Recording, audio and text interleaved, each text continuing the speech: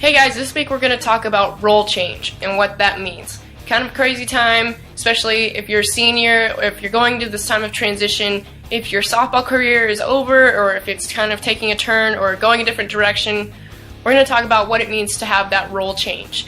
I was talking to a teammate this week, and fellow senior, and she's like, it's interesting, it's hard because I've always been the softball player, the catcher, the shortstop, what do you do? Oh, I play softball.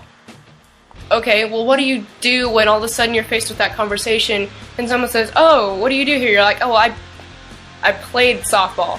I was a part of this team, but I'm moving on, I'm graduating. Okay, that's uncomfortable, ugly, weird, not a good feeling for some people, okay? So, what do you do when all of a sudden the thing you've been doing every single day for the last 18 years is gone? I mean, and it's not gone, but it's going to change. Things are going to change. Softball will not be the same for me. I'm going to go play slow pitch and be crazy and have fun, but I will not have another college game, okay? My eligibility is done. I can't go back and play college softball. So, looking in Scripture and looking at our identity, I know I've done a video on identity before, but it's a little bit different in saying, where do your roots lie? When softball is stripped away, who are you? What is your identity? Who can you say you are? When people say, oh, hey, what do? You're like, well, I'm not a college softball player. I'm not going to be a college student anymore. What do you answer for?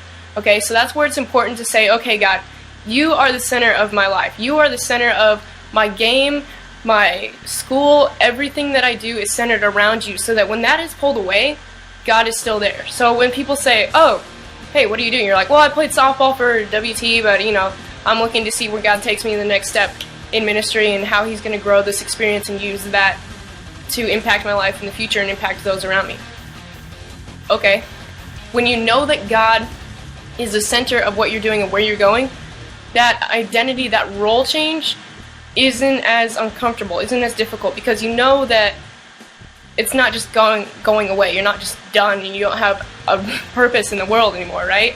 So in Matthew 16, Jesus is talking to His disciples, and He says, if anyone would come after me, he must deny himself and take up his cross and follow me. For anyone who wants to save his life will lose it, but whoever loses his life for me will find it. That's Matthew 16:24-25.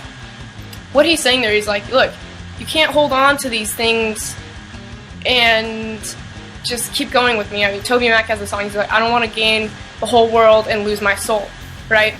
So if we put our heart and our soul and everything into something that's so fragile, like a sport that can end in a second with an injury, or that's going to end over time anyway, I mean, everyone knows it's going to end, and we always act surprised when it does. If we put everything we have into that, and it's taken away from us, what's next? What are your true colors? Where is your identity? What's your foundation relied upon? So, looking at the disciples, looking at Peter, he was a fisherman, right? Jesus says, hey, drop your nets, come follow me. And he's like, but I'm a fisherman. What am I going to be? Who am I now?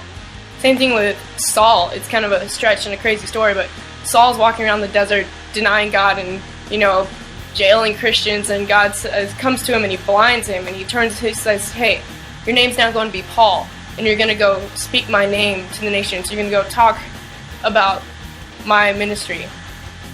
Okay, role change, right? People hate this guy, and now God says, I want you to go speak my word. He's like, I have a reputation.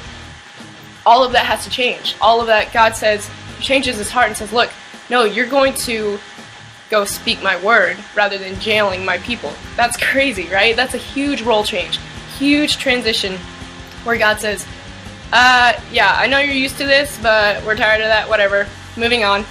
Next step, we're going to use what you learned here to go on. We're going to use what you learned in softball to go on, to strengthen your faith, to give you a new outlook, a new focus on what's coming up in your life. Not saying that softball wasn't worth it or there was no purpose, but saying that it's gone doesn't mean that it's just useless, but also saying your identity did not lie in the sport.